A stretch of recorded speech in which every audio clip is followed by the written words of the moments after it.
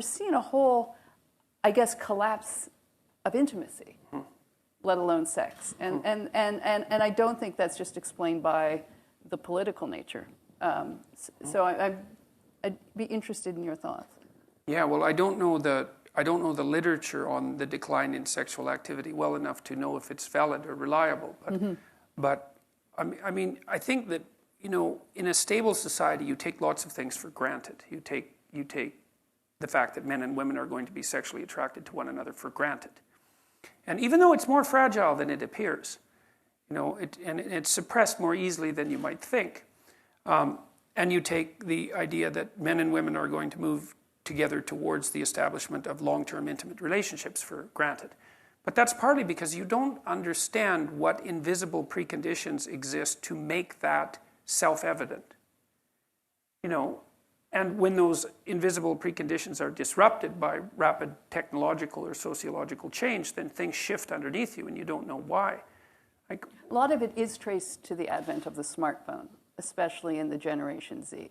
That Kate was explaining this to us, that you could see it was broadband internet and the smartphone that led to this, increasing fall off of relationships. Yeah, well, maybe the abstract is more interesting than the proximal. You see that Kate, when you're having dinner with people. I want to know the truth. Have you ever been with somebody you loved and found fascinating and all that, but you really wanted to get back to your smartphone? Has that ever happened? Yeah, well, it happens all the time. It happens to me. Yeah, She'll Christina, never admit it. No, it happens during our podcast. To tell you to put your phone down. No, I'm researching things for the purpose addictive. of the podcast. They're very addictive. Yeah, they're very addictive. And I read the other day that they're very alluring. They are. We're kind of going together.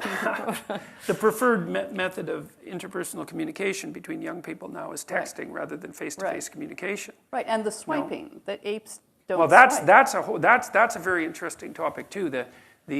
Like the Tinder phenomenon. Because that's also a major technological revolution. Because what it's done, I would say, for the first time, is reduce the cost of rejection to males to zero, because it hides it. The only people you ever hear from are people who haven't rejected you. Although but there was one man who had to make 300. He actually tallied it. Yeah. He had to make 300 requests of swiping right or whatever for to one reply. So I think he had the sense of rejection. Sure, but it's massively attenuated. Yeah. And it's not observed. Yeah, you're not being humiliated. Not at all. Not at all. It's really at arm's length, and you can swipe very, very rapidly, and so you can get all that rejection over with in a very short period of time. Right. It's like losing a video game or something.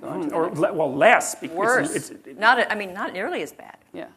So, and I don't know what. And I mean, Tinder also reduces one of the other things that you want to think about with regards to sex, and I think this is probably particularly true for women, is that to what degree is it in women's interests to allow the cost of sex to fall to zero? Because with pornography certainly does that.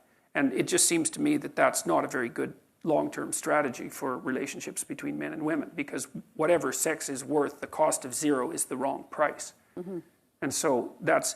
you can go to the bunny ranch and pay quite a bit for it. Well, true, but that's true. But you don't have to. And I've heard from a number of women read blog reports on their frustration with their attempts to be relatively sexually selective. Like, let's say they decide that they're not going to sleep with their new partner on the first date. They're frustrated by the fact that to the degree that they're being cautious in their sexual behavior, which I think is actually an admirable idea, that they're instantly outcompeted, especially if their partners are somewhat impulsive, by women who will say yes at the drop of a hat. And so, well, again, I don't think... it depends on what the goal is. That's the thing, is that there's short-term sexual gratification, but the literature indicates that married couples, for example, or couples in a permanent long-term monogamous relationship are more sexually satisfied than single people. And maybe the single people have to be parsed out into those who are sexually successful and those who aren't. But I suspect that wouldn't make that much difference. But whatever. There's the utility of relatively immediate sexual gratification, for whatever that's worth, and the adventurousness that goes along with that, let's say. the hunt and the excitement of having a new partner and all of that. And maybe even the danger that's associated with that, because people like to have a little bit of danger in their life. But what's the goal? It's like, what do people want? And I mean, there's a great book called A Billion Wicked Thoughts that was written by Google engineers. And so it contains great psychology, because Google engineers don't care about political correctness, and they just write down what they find, and they don't even notice that it's politically incorrect. Hence James Damore, for example. And what they found was that women use pornography just as much as men, but the pornography that women use is verbal. It's not imagistic.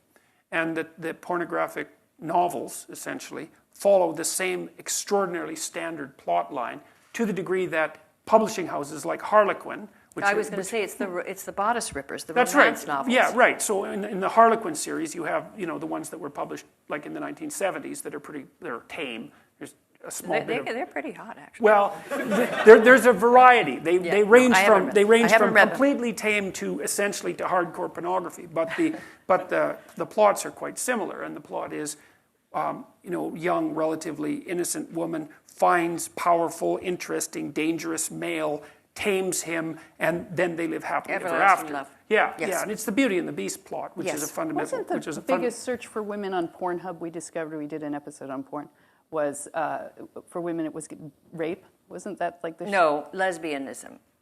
Or at least that was your porn. Yeah, that was your That's search. not me. Oh, okay. I don't know. You know what my porn is? Going to the Williams-Sonoma store. I know. It is. It is female porn. All those pots. Oh, the pots and pans. No, but but Bill seriously. Maher, the Calm down. philosopher Bill Maher, once Yeah. said that men and women should never tell one another their fantasies, because women are outraged by what we say, and we're totally bored by what they say. And I thought, like, women have kind of these scenarios and, I don't know, unicorns. I don't know what they're doing. Storylines. And men, it's just like, I don't want to say this to you, but it is a lot of just close-ups of female body parts. Yeah, well, men are much more visually oriented sexually. But now they're being shamed. I mean, now it's called the male gaze. And so there's all of this like, oh my God, the Sports Illustrated is exploiting the female figure. I say, yeah, I mean, men like it. And I'm worried that now, sort of the way in the past sexual gays were shamed, we're now reversing it and shaming like heterosexual. Yes, that's definitely definitely happening. Remember we had the young woman who complained about being whistled at, and I said, don't worry, it stops. Yeah. Do we have a little bit of time for a couple more topics with you? Because one of the things that is coming out of this younger generation, and you have a chapter of it in your book, which I don't... Sorry, I wanted to finish the line that we were pursuing. Oh, sorry. I should do that. Sorry. Well, with sexual behavior, the question is, what's the end game? And this is what people have to ask themselves. Is like, one of the corollaries to the female pornographic romance is actually the establishment of a long-term relationship.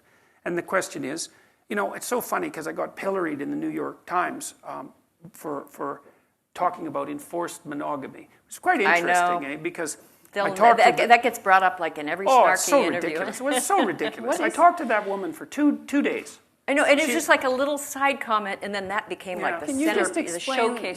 like enforced monogamy? You mean forced marriage, or No, I mean that it was an anthropological term which she knew perfectly well because she's a very smart person, and all it means is that there's a pronounced proclivity in human societies around the world to enforce monogamous relationships at multiple levels of the sociological hierarchy. You do it culturally, you do it in expectation, you do it legally. And enforced monogamy, so my son was just married, and if he came to me next year and he said, hey, Dad, guess what? I've managed to have 4 affairs in the last year with hot women, and my wife hasn't found out about any of them. I'm not going to pat him on the back and say, good job, kid. I'm going to say, what the hell's up with you? You violated the vow that you took. You're putting your whole future at risk. You're betraying yourself and your wife. And well, that's enforced monogamy. The idea is that the social norm is the establishment of a long-term monogamous relationship, and that there are strictures put in place to support that, but also to punish deviation from it. And you say, well, maybe not so much on the punishment end, but it depends. It's like, what do you want? What is it that you want? You want a long-term stable relationship or not? And if that's the goal, then your behavior should be devoted to whatever it is that facilitates that goal. And I certainly don't see that casual and impulsive sex fits that bill, not in the least. And all of the evidence with regards to living together shows that that's actually detrimental to the establishment of a long-term relationship. So first of all, common law marriage, people who are in a common law marriage are much more likely to be divorced. So that's the first thing. The second thing is, people who live together before they get married are much more likely to be divorced after they get married.